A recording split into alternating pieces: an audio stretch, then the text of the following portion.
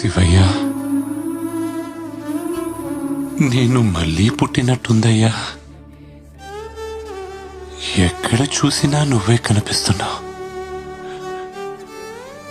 వాన చినుకు వరి మొలక, దుక్కెత్తు మోపురం చుక్కెత్తు గోపురం, మారేడు తలం నేరేడు ఫలం,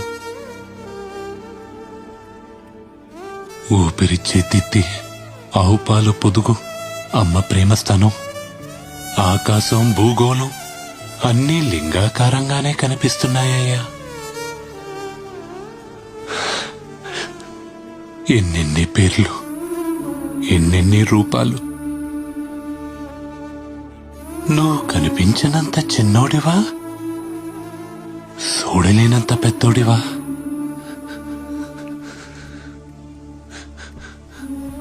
అనుభవిస్తే గాని బాధ అనుభవం